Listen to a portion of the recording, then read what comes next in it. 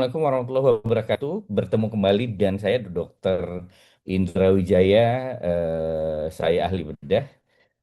Hari ini eh, saya kondisi kebetulan sedang di Wuhan, China, makanya saya minta izin ke ke para penyelenggara bahwa saya untuk bisa diambil rekaman. Mungkin nanti seperti biasa selalu dalam rangkaian webinar yang diadakan oleh WhoCare khususnya tentang luka, selalu ada dua topik pembicaraan di mana yang pertama saya akan berbicara banyak tentang segala sesuatu mengenai luka infeksi, bahwa ini topik yang menarik. Kita tentunya melakukan penelaahan dan mengupas dari hal dasar. Nanti baru rekan saya Mas Khairul Bahari akan menjelaskan lagi manajemen luka infeksi dan prinsip TIMES dalam perawatan luka, serta modern dressing dan antimicrobial wound care pada luka infeksi.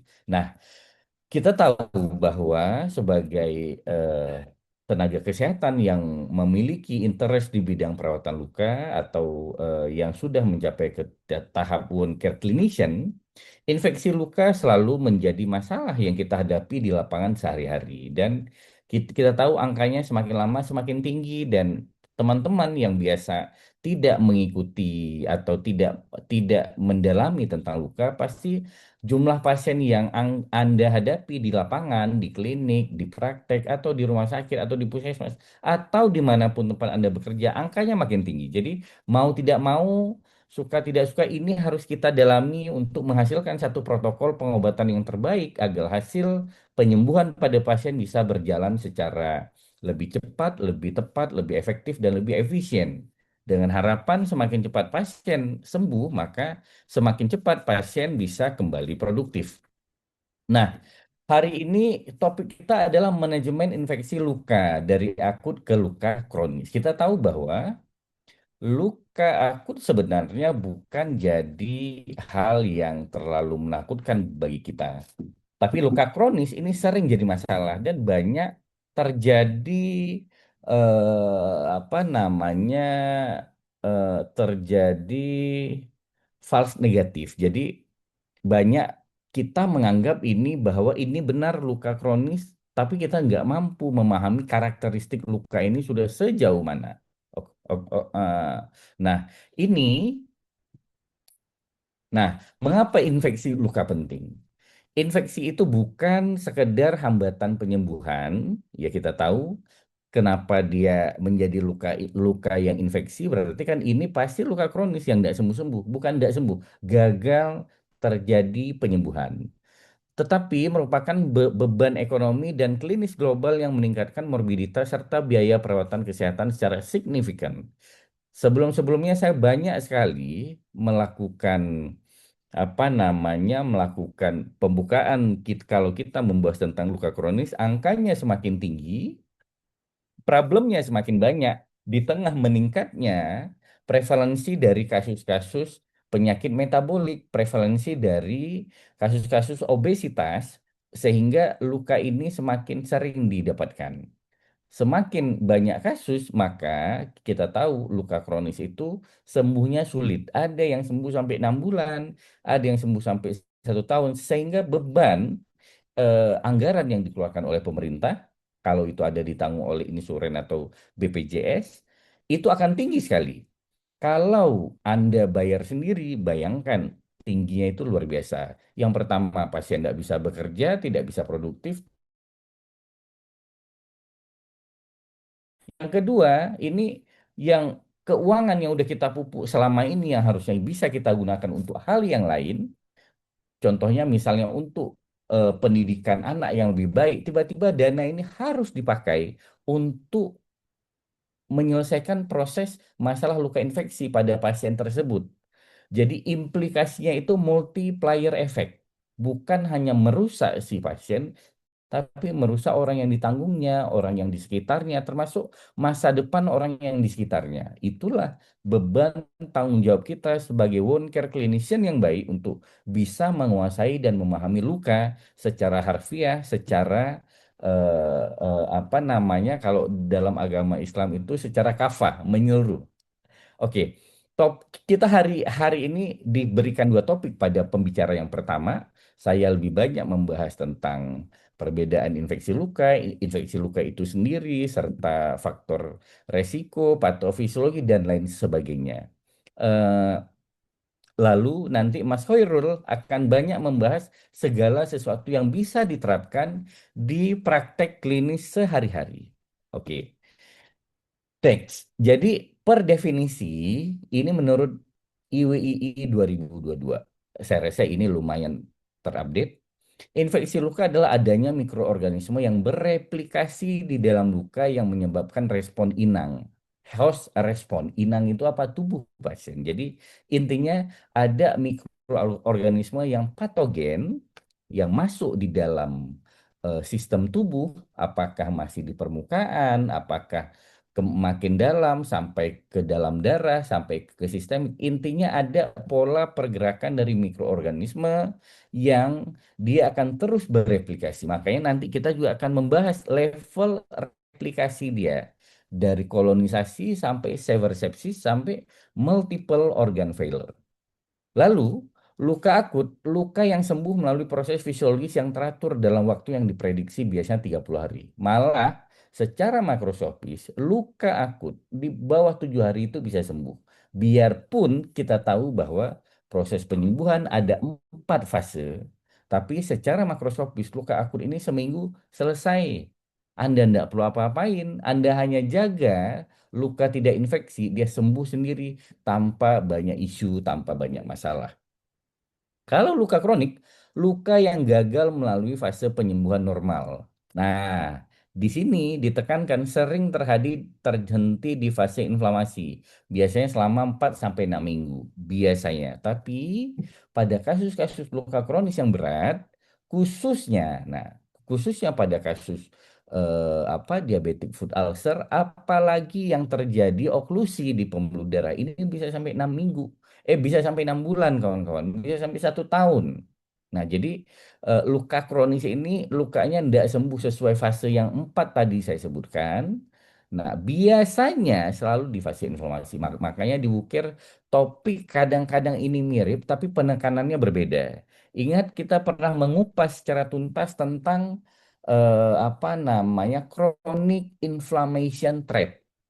Jadi luka kronis kesannya bagus merah tapi kok kagak berkembang, kagak sembuh-sembuh, nggak menutup. Nah itu ternyata itulah fase yang namanya chronic inflammation trap. Disitulah butuh bagi kita para wound care clinician atau tenaga kesehatan yang menyukai dan mendalami luka, bagaimana kita mengenal tahapan-tahapan luka tersebut. Tapi pada dasarnya jangan khawatir bahwa kalau memang Anda memahami luka, sebetulnya tata laksananya itu tidak terlalu yang luar biasa. Ini sulit dipahami dan lain sebagainya. Wuker sejak lebih dari 17 tahun yang lalu fokus dalam mengedukasi dan memberikan pelatihan, training dan pemahaman tentang bagaimana luka, bagaimana kita menjadi wound care clinician yang baik sehingga kita punya satu alur mekanisme dan protokol pengenalan dan apa protokol pengobatan luka. Jadi bagi kawan-kawan nantinya yang misalnya belum mengikuti pelatihan dari perawatan luka dari Wuker, ada IWNCCA, I, IN apa namanya IMCCA dan lain sebagainya, ada tahapannya. Ada yang dalam harian, ada yang 1 minggu, ada yang 2 minggu, ada yang 6 minggu, bahkan ada yang 6 bulan. Ini kita lagi ada peserta dokter dari Kuala Lumpur dikirim ke UCARE untuk bisa 6 bulan dididik untuk fellowship supaya memahami luka secara lebih menyeluruh. Kalau kita tenaga kesehatan di rumah sakit, tidak mungkin kita 6 bulan izin. Nah, bisa aja ikut aja yang 1 minggu atau 2 minggu. Intinya dengan Anda ikut pelatihan UCARE, paradigma Anda berpikir tentang bagaimana pendekatan luka itu sendiri, itu Anda akan dapatkan. Dan Anda akan sampai ke kesimpulan bahwa luka ini adalah seni. Tata laksananya itu seperti menjahit jas untuk orang. Satu orang ke orang yang lain itu berbeda. Disitulah seni merawat luka. Kalau Anda sudah ke tahap itu, luka apapun yang Anda dapatkan, itu Anda tidak takut sama sekali. Anda bisa memprediksi dengan protokol pendekatan seperti ini selesai berapa lama. Oke. Nah, ini gambaran yang saya sebutkan tadi bahwa ada suatu invasi mikroorganisme lalu dia melakukan multiplikasi, dia terus memperbanyak diri. Tentunya ini bersifat patogen, mikroorganisme patogen. Karena kalau yang komensal dia justru menjaga area di sekitarnya tersebut. Nah, proses dari multiplikasi mikroorganisme patogen ini nantinya akan menimbulkan respon host, respon tubuh, di mana akan terjadi awalnya respon inflamasi lokal, lalu berlanjut ke sistemik yang menghambat proses penyembuhan. Lalu apakah semua luka sama? Tidak sama, karena tergantung yang pertama banyak hal, tergantung imunitas tubuh pasien, tergantung seberat apa level virulensi atau patogenitas si kuman mikroorganisme yang patogen ini sendiri. Tapi prosesnya selalu sama, dari kontaminasi sampai infeksi. Yang pertama itu kalau kita berbicara tentang bagaimana level multiplikasi dia, yang pertama kontaminasi. Kontaminasi kuman ini masuk biasanya selalu via area terbuka. Apa area terbukanya? Luka itu sendiri. Lalu dari kontaminasi dia bermultiplikasi menjadi kolonisasi. Sudah jadi koloni kuman. Itu jumlahnya udah banyak. Tubuh biasanya masih tidak begitu respon. Maksud saya tidak menimbulkan respon yang terlihat nyata. Apalagi pada apalagi pada usia muda yang apa namanya imun tubuhnya baik. Pada fase kontaminasi dan kolonisasi, biasa tubuh tidak kelihatan apa-apa tuh. Kalau dia kondisi baik, tubuh akan merespon mengeluarkan leukosit, maka leukosit itu diserang ke tempat kolonisasi, bisa jadi sembuh. Kita tidak sadar sebetulnya kita sudah terkontaminasi, sudah terkolonisasi, tapi tubuh tanpa ada intervensi dari kita selesai sendiri. Nah, lalu level 3 begitu kolonisasi, artinya jumlah dia udah banyak ini. Nah, dia baru melakukan invasi. Baru dia, kawan-kawan, jumlah kita udah cukup. Serang katanya. Nah, seranglah dia melakukan invasi ke area luka. Dia makin perdalam, dia hancurkan. Lalu yang level keempat, akibat dari akibat dari invasi kolonisasi kuman yang semakin banyak, maka terjadilah infeksi. Itu tahap awal. Lalu dari infeksi ini tubuh nanti akan berespon. Ingat, tubuh punya sistem namanya homeostasis. Dia memiliki sistem pertahanan tubuh otomatisasi. Apapun bentuk serangannya, tubuh akan menyesuaikan diri berapa jumlah sel yang dikirim, ya sel darah putih ya, leukosit, bagaimana dia mengkondisikan pembuluh darah supaya respon serangan bisa ditahan, respon pertahanan bisa meningkat, lalu bagaimana respon dia pengaturan suhu. Makanya pada pasien-pasien klinis dari infeksi selalu ada kata-kata kolor, rubor, dolor, fungsiolesa. Nah, pada tahap ini, respon lokal ini akan mulai menampakkan reaksi. Biasa kemerahan, nyeri, panas, dan lain-lain. Sampai kalau dalam tahapan ini tubuh dan kita wound care clinician tidak melakukan intervensi, maka dia akan menjadi respon sistemik. Kalau nggak ditangani, bagaimana nih? Apa yang akan terjadi? Kalau tidak ditangani, awalnya lukanya menyembuh secara lambat, terhambat, nggak berhasil diperbaiki. Kedua, infeksinya makin meluas. Semakin banyak kolonisasi, semakin kuat daya hajar dia, daya destruksi dia, semakin meluas infeksi itu. Lalu, begitu sudah infeksi meluas, ya, dan masuk sampai ke pembuluh darah si kumannya itu, maka dia akan menjadi komplikasi sistemis seluruh tubuh, sama seperti diabetes. Kenapa orang mata kabur, otaknya kayak mulai melemah, kakinya mulai lemah? Karena pembuluh darah. Dalam darahnya itu yang mengalir sistem seluruh tubuh ada masalah. Tentunya efeknya menjadi seluruh tubuh. Lalu pada posisi ini pasti beban biayanya pasti makin tinggi. Kalau udah infeksi yang berat, wajib rumah sakit. Wajib rumah sakit, biaya tinggi, harus infeksi, harus masuk OK, dan lain sebagainya. Morbiditas juga meningkat. Karakteristik luka akut ini simple. Kalau penyebabnya bisa karena trauma mekanis, termal, atau prosedur bedah terencana. Timelinenya sesuai dengan 4 fase penyembuhan. Mikrobiologinya biasanya didominasi flora kulit gram positif, misalnya Staphylococcus aureus. Lalu outcome-nya penutupan luka komplit dengan minimal komplikasi. Ingat, luka akut itu tanpa Anda apa-apain. Anda cuma satu, cegah jangan infeksi, cegah jangan kotor, edukasi jangan kotor, luka tetap bersih, sembuh sendiri. Ada jurnal terbaru mengatakan pada operasi kecil, karena ini luka yang diciptakan dari prosedur bedah terencana, Anda cukup jahit, Anda tidak perlu setelah Anda jahit, jaga aja bersih, Anda tidak perlu buka 1 2 hari, udah dia sembuh. Sesimpel itu. Nah ini dia, ciri-ciri luka akut. Onsetnya jelas, durasi singkat, proses penyembuhannya terprediksi dan teratur. Karena memang sesuai dengan fase penyembuhan. Respon inflamasi normal, terkontrol, tidak ada penyakit penyerta signifikan. Hanya kalau misalnya pasien ada apa namanya, kalau pasien ada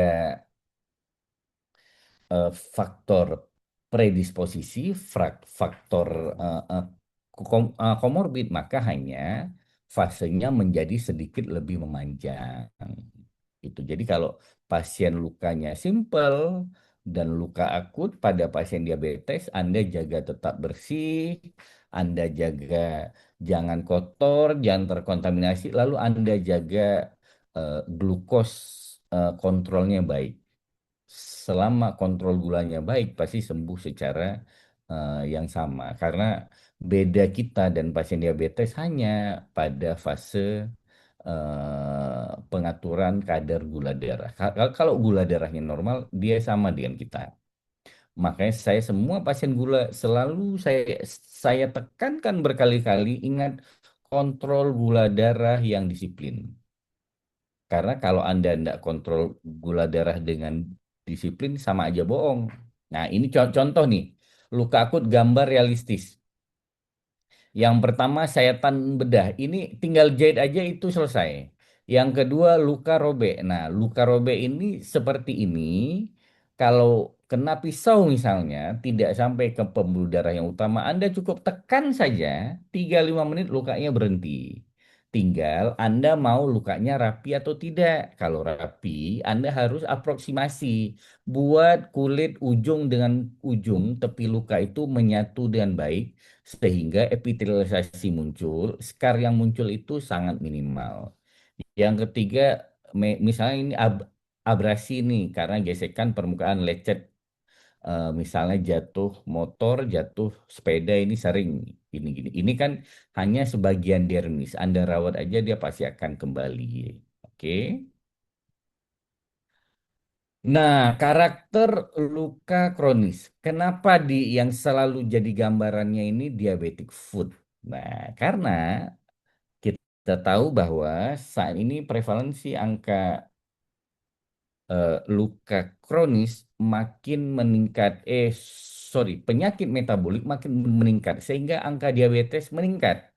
Ingat gambaran terbaru bahwa ternyata prevalensi diabetes pada anak meningkat 7 kali lipat. Bahaya sekali karena minuman boba, minuman yang di kaleng, minuman apa namanya yang diformulasi dan lain-lain itu angka gulanya tinggi sekali. Makanya anak-anak udah banyak yang eh, kena diabetes. Nah, makanya pasti mayoritas luka yang datang ke klinik, saya bisa pastikan setidaknya 85% sampai 90% luka diabetes.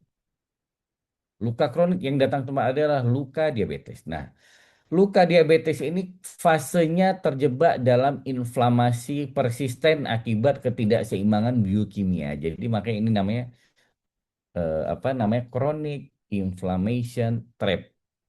Lalu yang kedua masalahnya biofilm. Biofilm ini adanya komunitas bakteri kompleks yang resisten terhadap imun dan antibiotik.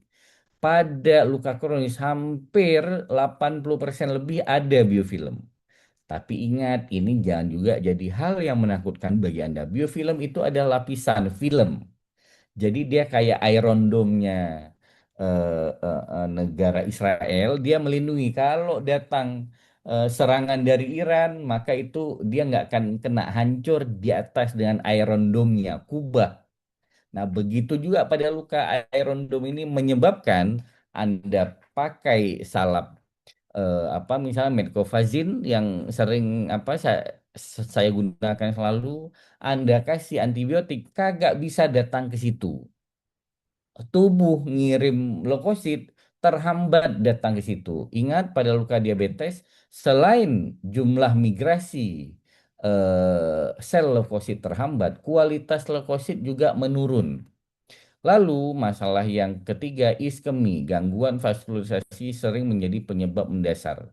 Jadi, pada diabetic foot biasa kadang-kadang disertai dengan,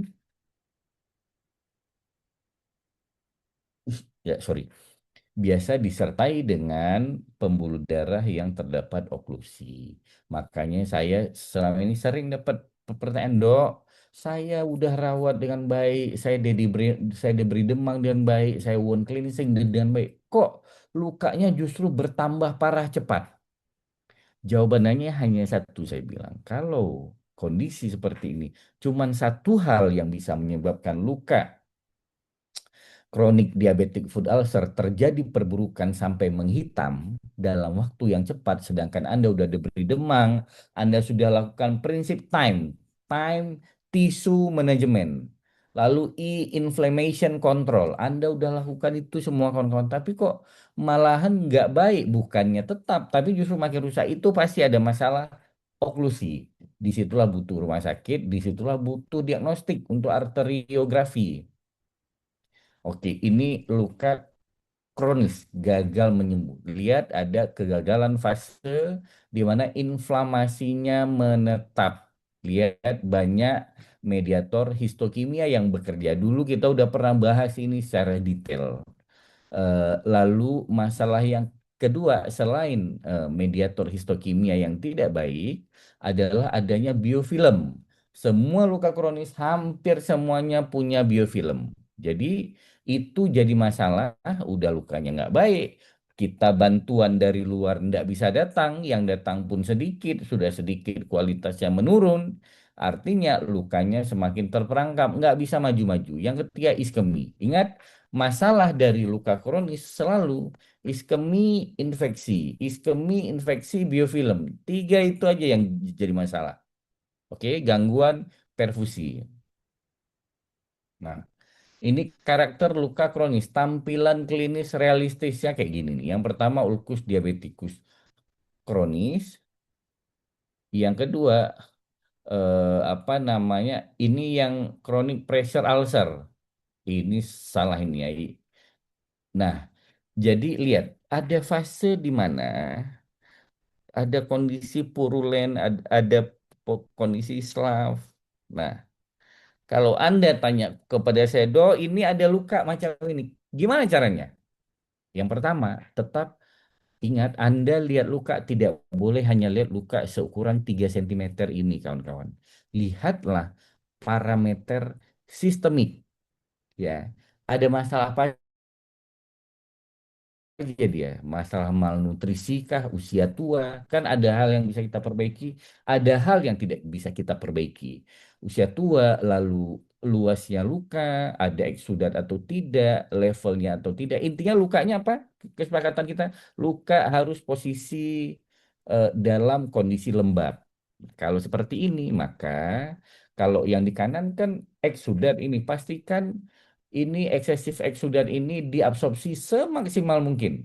Kalau yang di kiri ini debris demang. Walaupun di kanan sebutannya juga debris demang. Nanti Mas Herul membahas mendalam tentang ini. Timers, tisu manajemen. Awali dengan debris demang yang baik, ya, yang seoptimal mungkin supaya luka kronis menjadi luka akut. Luka terinfeksi menjadi luka yang kembali bersih dan segar. Karena luka bersih dan segar itu modal awal untuk kita persiapkan wound bed preparation. Oke, wait, iya, tuh lihat lagi. Bentar ya, sebentar. Oke. Nah, ini perbedaan visual luka akut dan luka kronis, panduan klinis untuk pembedaan diagnosis. Lihat, nggak kita jelaskan aja udah jelas ini di kiri kanan. Kiri simple, kanan kagak simple. Ya, ya kan? Etiologinya ini hal yang lebih simple, yang kanan gagal melalui tahapan penyembuhan, stagnan dia. Sering biasanya ada penyakit penyerta. Timelinenya kalau yang di kiri luka akut lebih jelas hemostasis, inflamasi, proliferasi, remodeling. Hemostasis, inflamasi, proliferasi, remodeling. Kalau yang di kanan nggak linear nih, sering terhenti pada inflamasi, inflamasi terus-terusan. Kalau yang di kiri mikrobiologi yang didapatkan biasa, nah makanya butuh swab, butuh untuk di apa namanya dibiopsi pada luka-luka yang kronis ini untuk mengetahui ini flora kulitnya apa aja. Karena pada luka kronis biasanya hanya gram positif Staphylococcus aureus hampir semua. Kalau luka kronis nih polimikrobial bisa banyak ini. Bisa si siapa itu si Yusuf, si Catherine, si Joe, semuanya ada di sini nih. Sehingga dengan kita tahu beban mikrobiologinya apa saja, kita bisa kasih antibiotik yang tepat guna. Visualnya lihat, yang kiri simple, yang kanan out-outan hancur-hancuran. Outcome-nya yang kiri pasti cepat, yang kanan pasti lambat ini. Ini pesan utamanya. Jadi nanti ada kriteria NERD, ada kriteria STONE untuk akurasi diagnosis. Sebelumnya saya belum pernah membahas ini, tapi kali ini kita coba pendekatan yang berbeda. Lalu kalau untuk biopsi ada teknik Levine sama biopsi dan validasi kultur. Nah, oke. Sel diagram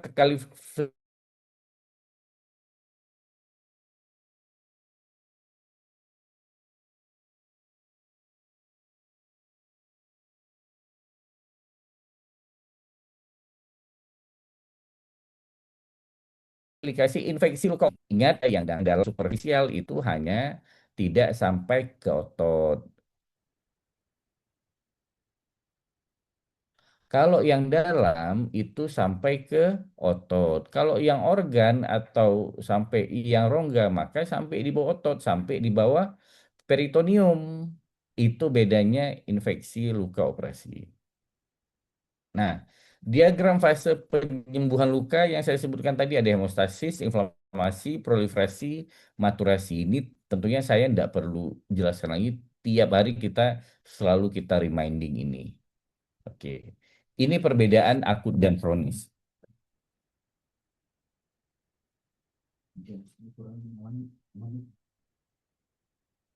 Ini perbandingan akut dan kronis. Intinya yang satu simple, yang kedua kompleks.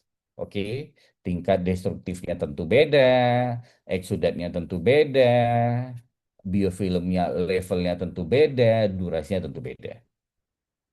Nah, ini diagram komparatif luka akut versus luka kronis. Kalau klinis, tepi luka bersih, parutnya minimal, jaringan granulasi sehat. Lihat nih. Kalau klinis luka kronis pasti tepi lukanya menggulung, berputar-putar, nggak cantik, pinggirannya nggak rata, ya kan? Lalu biasanya selalu ada selaf, ada jaringan nekrotik, ada eksudat yang berlebih, apa namanya fasenya lukanya tetap atau makin lama makin berat. Kalau yang luka akut biasanya fasenya tetap lalu terjadi perbaikan itu. Biokimianya kalau luka akut ini biasa keseimbangannya dapat proteasenya, TIMPS-nya, lalu MMPS rendah. Kalau yang di klinik, di luka kronik, nah, MMPS-nya tinggi, protease dan TIMPS-nya tidak sesuai. Ya, sehingga membuat biofilmnya menetap, inflasi yang berkepanjangan, ketidakseimbangan protease, MMPS-nya lebih tinggi dari TIMPS. Oke, karena MMPS ini yang tinggi menghancurkan ECM, matrik ekstraseluler, sehingga menghambat proliferasi. Lalu pada kondisi seperti ini biasanya selalu terjadi gangguan angiogenesis. Itulah yang saya buat. Apakah pembuluh darahnya kembali tidak apa namanya tidak seelastis biasanya, ataukah ada parsial dari maaf parsial oklusi. Nah, ini yang tadi saya sebutkan perjalanan infeksi luka dari kontaminasi, mulai dia kolonisasi, lalu infeksi lokal, lalu infeksi meluas, lalu ujung infeksi sistemik, SIRS atau sepsis. Begitu udah SIRS atau sepsis, SIRS dulu menuju sepsis, lalu multiple organ failure, lalu biasanya kematian. Kalau udah sepsis, biasanya amputasi. Makanya pencegahan jauh lebih baik daripada pengobatan. Morbiditas dan mortalitasnya pasti lebih turun. Nah, ini gambarannya nih, kontaminasi, kolonisasi, infeksi lokal, infeksi meluas, sama infeksi sistemik. Udah merah kemana-mana itu karena udah mainnya udah di dalam pembuluh darah. Oke, ini untuk gambaran kita semua. Nah, ini diagram perjalanannya dalam versi lain. Bagaimana kontaminasi, di mana bakterinya ada tapi belum replikasi, pada kolonisasi sudah ada replikasi, pada infeksi lokal, udah mulai ada bau, nyeri terasa, granulasi pucat, udah mulai ada nekrosis atau selaf yang baru, ya kan? Kalau udah menyebar spreading infeksi, eritemnya makin besar, makin bengkak. Nah, baru nih hangatnya nih terpegang nih di sekitar itu, nanah udah keluar. Lalu infeksi melampaui tepi luka. Jadi lukanya 2 cm, infeksi prosesnya itu kemerahannya itu ke 4 cm gitu kira-kira. Lalu baru infeksi sistemik, karena itu kan sistemik seluruh tubuh. Dia mulai ada demam lah, tensi turun, denyut nadi naik, pasien kebingungan, disfungsi organ akhir. Itu udah paling akhir itu sebelum kematian. Kalau udah mulai kebingungan, pasien luka sistemik, lukanya luas, pasti yang pertama dari anamnesis ini kita tidak lihat pasien ini. Do, orang tua saya kena diabetes di rumah, dia lukanya makin lebar, pasiennya demam terus-terusan, lemas. Habis itu pas kita panggil nggak gitu respon. Pak, Bapak, pasiennya tidur, lemas, fatigue. Ya kan tidur, lemas. Pak, enggak ini. Kita gini, Pak, ya, iya, iya, iya, iya, iya. Habis itu tidur lagi. Itu pasien mulai terjadi penurunan kesadaran. Itu. Jangan sampai nanti dibilang, ini kayaknya Bapak ini kena guna, ini kemasukan setan ini. Ya, itu juga celaka 12. Ada itu kasus yang gitu tuh. Hati-hati kawan-kawan. Itulah tanggung jawab kita tenaga kesehatan untuk terus melakukan edukasi ke sekeliling kita. Ini prevalensi faktor risiko yang paling banyak, lihat diabetes mellitus, usia lanjut, malnutrisi, imunosupresi. Makanya saya bilang orang yang sedang melakukan kemo sedang terjadi imunosupresi, tertekan imunitas tubuhnya, pasti penyembuhan lukanya lebih lambat. Itulah kita tahu tentang luka, maka kita lebih percaya diri, lebih bisa menyemangati pasien. Ingat kawan-kawan, anda tidak hanya menterapi luka, tapi terapilah pasien termasuk masalah psikologis pasien. Kasih semangat pasiennya. Kalau pasien yang nggak semangat, sama saja kita bohong. Bohong, maksud saya bohong itu hasil kita nggak akan optimal, pasti nggak optimal. Kita hanya pasien hanya bagus, efisien, optimal pas di tempat klinik kita, pulang dia kembali biasa lagi. Kasihan, capek kita untuk mengedukasi, capek kita untuk merawat luka, diberi demang, wound bed preparation sesuai sesuai yang dijelaskan nanti ini sesuai dengan kaidah times atau timers. Nah, tapi di rumah dia tidak rawat luka. Itulah pendekatan yang baik. Ada pasien yang datang, misalnya ini ke tempat siapa ini, Dokter Arifin, atau misalnya ke Nurse Arifin, ya kan? Orang tua biasa. Kalau kalau di kalau diabetes ini kan mayoritasnya usianya lanjut. Itu kalau kita dengan empati yang baik, ya kan, dengan simpati dan empati yang baik, datang pasien, kita pegang tangannya, Pak, apa kabar? Gimana sehat? Wah, ini wajahnya lebih segar dari kemarin. Nah, itu hal yang kecil kawan-kawan, tapi implikasinya besar.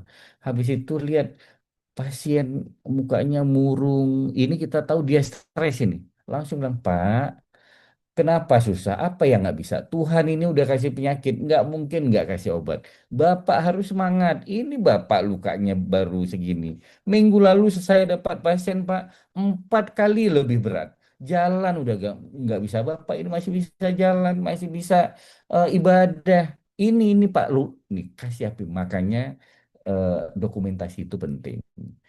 Kasih nampak api Pak. Ini lihat nih, lukanya lebih berat dari Bapak. Tapi orangnya semangat. Ini Pak sembuh Pak. Sekarang 3 bulan udah lari-lari lagi pasiennya. Pasien begitu lihat gambar ini, iya, rupanya ada yang lebih parah dari saya. Udah bisa lari. Langsung semangatnya itu tinggi. Ingat, beban stres itu menyebabkan radikal bebas di tubuh. Radikal bebas tubuh salah satu penyebab luka infeksi lambat sembuh atau sulit sembuh. Jadi pendekatan psikologi sama pentingnya, edukasi sama pentingnya dan ilmu ini semua. Oke, ini diagram preferensi dan dampak faktor risiko. Ada diabetes mellitus, obesitas, merokok, malnutrisi, usia lanjut, biofilm dan lain sebagainya. Ada yang bisa kita perbaiki, ada yang tidak. Yang bisa perbaiki, semuanya perbaiki. Yang Anda tidak bisa perbaiki, misalnya usia tua, caranya edukasi yang baik. Suruh suruh olahraga ringan ya, jangan pula suruh maraton pasiennya. Olahraga ringan tujuannya apa kawan-kawan? Dia olahraga. Aliran darah sistemiknya berjalan lebih kencang, lebih cepat. Minum air putih yang banyak supaya darahnya tingkat kekentalannya turun. Pasti pasiennya segar, berkeringat, semua sampah di tubuhnya dikeluarkan. Pasien segar, dia merasa lebih sehat. Makin semangat dia untuk berobat. Nah, faktor resiko lokal ini eksogen nih. Udem, benda asing, iskemi. Ingat, benda asing hilangkan dengan apa? Deberi demang. Iskemi, hipoksia jaringan ini levelnya tergantung level. Kalau hipoksia jaringannya karena total oklusi, mau nggak mau revaskularisasi, harus kirim ke dokter bedah untuk dibuang plaknya, trombektomi. Tapi kalau hanya setengah, anda suruh banyak minum, suruh banyak olahraga, pengalaman saya itu hasilnya jauh lebih bagus. Hasilnya maksudnya bisa terperbaiki tanpa operatif. Ingat sekarang dengan kehebatan penelitian, penemuan-penemuan baru, Anda para perawat di lapangan, dokter umum yang di tempat jauh sana, tidak perlu dokter bedah, Anda bisa obati pasien dengan baik. Dulu kita tahu kalau luka luas nih, ini harus ke dokter bedah, Pak. Harus di skin graft. Ternyata tidak. Lakukan timers, Khairul nanti akan menjelaskan lukanya akan menutup dari samping. Yang penting apa? Dimulai dari tahap awal tisu manajemen. Siapkan wound bed preparation. Lukanya pasti baik. Perbaiki semua predisposisi, perbaiki semua komorbid. Insya Allah hasilnya akan baik. Benda asing ini Anda bisa dengan cuci luka, Anda bisa dengan diberi demam. Lalu udem. Nah, kalau udem Banyak cara. Intinya kurangi udem. Bisa dikompresi, bisa dielevasi, banyak cara. Nah ini apa namanya gambaran-gambaran dari luka terinfeksi. Apa-apa yang terjadi dan hambatannya di mana. Ingat pada kondisi tertentu, khususnya misalnya ada infeksi biofilm, fagositosis kan dia ada fagositosis sih itu dia makan semuanya yang tidak baik dari tempat luka. Lalu kalau udah membuat jarak difusi nutrisi dan oksigen terhambat. Oke, nih nidus bakteri terlindungi ya kan dengan biofilm nih. Lihat nih ada aerondom. Itulah biofilm itu. Dia tampak berkilau. Makanya namanya film, biofilm. Biological film, lapisan biologis. Nah ini kontaminasi awal, ada benda asing, ada hematom seroma, infeksi jaringan, debri demang yang tidak memadai. Faktor resiko lokal pada infeksi luka. Ingat, yang paling ujung apa?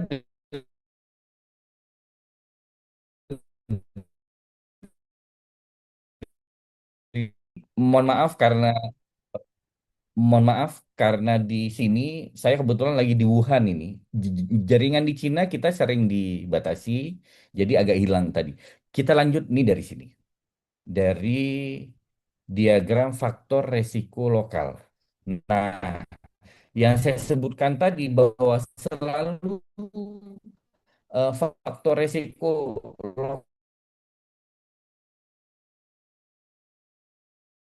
ada benda asing, ada hematom, serum, bahwa debri demang ini memegang peranan yang sangat krusial pada perawatan luka, khususnya luka kronik.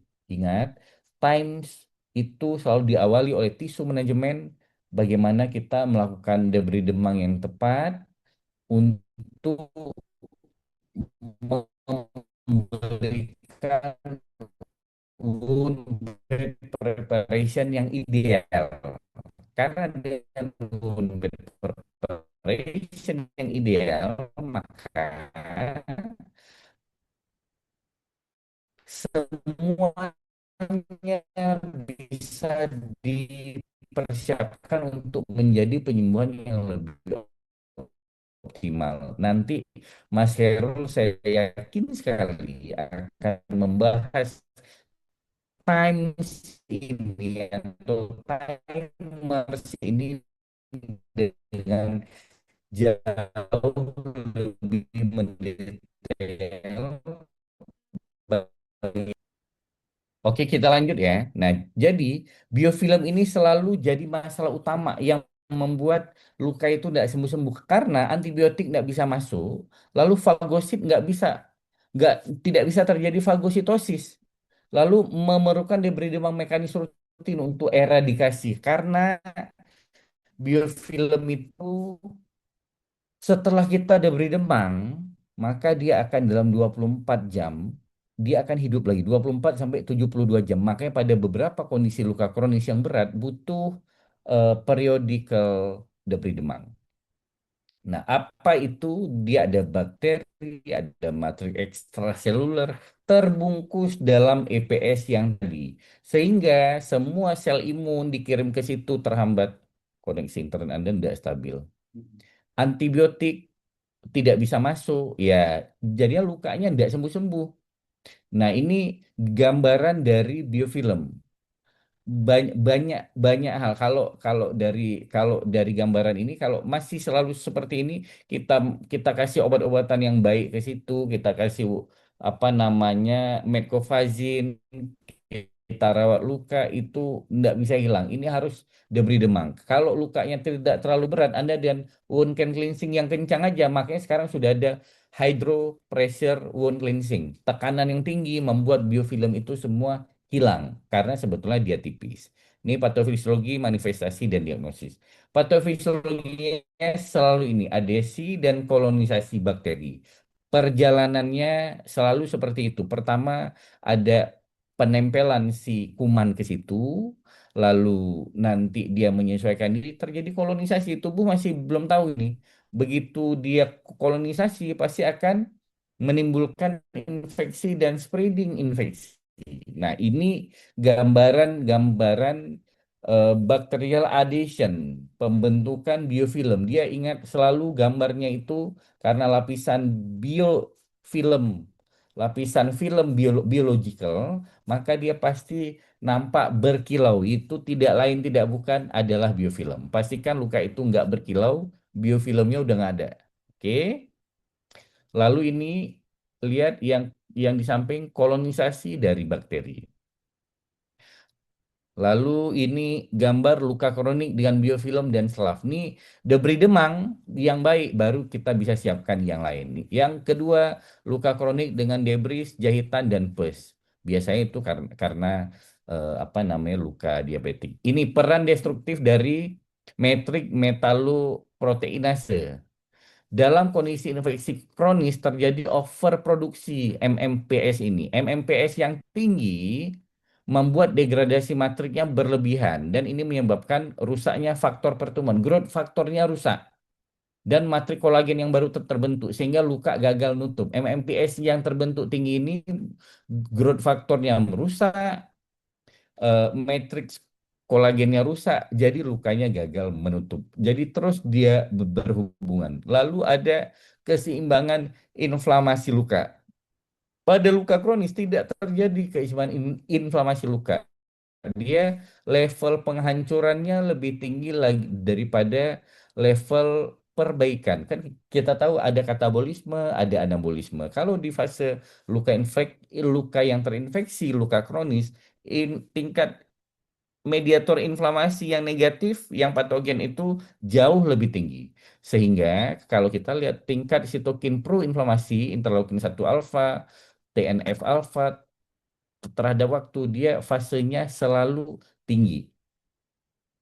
Ini manifestasi klinis dari yang saya sebutkan kalau udah infeksi pasti ada color, rubor, tumor, dolor, pus, fungsiolesa, penurunan fungsi. Nah, luka kronis ada pendekatan namanya non-healing, exudat, red, atau viable tissue, debris, dan smell. Kalau stone size, temperatur, exposed bone, new area of breakdown, erythema, udem, and smell. Ini pendekatan diagnostiknya. Untuk infeksi yang lokal superficial yang dipakai NERDS. Nah, ada gambaran luka tidak sembuh, eksudatnya terproduksi, granulasi kemerahan, ada debris dan bau. Itu NERD. Kalau udah NERD dan stone dan apa dan stone kriteria itu untuk infeksi yang lebih dalam dan sistemik udah stones dia, size yang meningkat, temperatur yang meningkat, bahkan ada bone expose, ada area baru yang semakin rusak, ada uritem, ada udem, ada bau, maka itu sudah stones. Itu infeksi yang menandakan makin dalam. Nah, ini dia yang saya bilang diagnostik infeksi luka kronis antara NERD dan stone. Kalau NERD masih superficial, kalau stone udah lebih dalam. Oke, ini lihat NERD non healing lukanya lukanya unvriable granulation, jaringan merahnya rapuh, kalau kita gosok ini berdarah, D ada debris, S ada smell, bau ini ya, busuk ini. Kalau dia lukanya makin dalam maka ini udah kita pakai stone, size-nya lihat nih, ukurannya meluas, temperatur yang meningkat, nampak ada tulang, area baru nih yang dulunya luka sini udah di, di sini nih ada bonus. Nah, itu makin dalam tuh, proses infeksinya makin berat. Lalu eritemnya, daerah kemerahannya luas nih, lukanya 4 cm, area kemerahannya 6,5 cm. Lalu eksudatnya nambah, makin banyak keluar pus, makin banyak keluar cairan.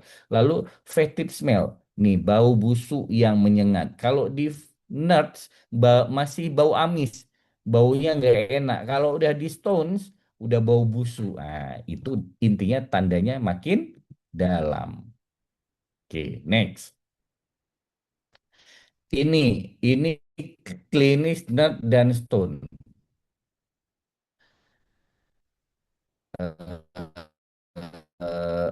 rasanya ini sama-sama saja. Lalu tampilan tiga nih jenis kasus infeksi luka. Kasus infeksi luka luka akut, manifestasi klinisnya, diagnostiknya kriteria Stones, skornya di atas 3, misal 5, 6, 7 dari gambar satu. Nah, kasus tiga infeksi menyebar pada venous ulcer. Oke, jadi kalau pada nut dan stone 1, 2, 3, 4, 5, 6, yang mana tiga ini STONEAS. Misal yang nut ada NERDS, ada 5 yang dinilai. Kalau yang stones ada 7. Oke, ini kita waktu sudah dikejar waktu. Oke, ini gambaran yang bisa kita dapatkan. Ini lalu gambaran dari kolonisasi matang dan pembentukan biofilm pada luka di kaki bawah, yang kanan kolonisasi yang makin berat dan eksudat purulent klinis. Ini tanda-tanda infeksi lokal pada luka, eritem, panas, nyeri, bengkak, fungsiolisa yang saya sebutkan tadi berkali-kali. Oke, intinya menilainya itu lihat dari anamnesis, dari inspeksi, dari palpasi, dari evaluasi sistemik, bisa dari ronsen, bisa dari lab lihat tanda-tanda inflamasi dan infeksi, leukosit meningkat, CRP meningkat, ya. Nah, saya kembali ingatkan, jangan mengobati hasil laboratorium tapi obati pasiennya. Oke, lihat. Terkadang laboratorium ini bukan jadi yang utama. USG kita, tangan dan mata. Pemeriksaan anamnesis dan pemeriksaan fisik itu lebih utama sehingga Anda nggak ada apa namanya, nggak ada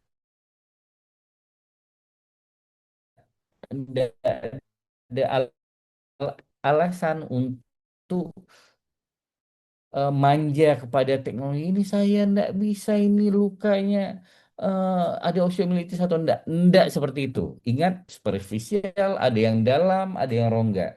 Ingat, tanpa ada tanpa ada jumlah jumlah kultur dan sensitivitas tes, Anda bisa tegakkan itu. Kan kita udah pernah bahas itu. Ditegakkan oleh dokter itu jelas berarti infeksi luka operasi. Nah, ini perbedaan swab dan biopsi jaringan. Ini cara eh, swab luka.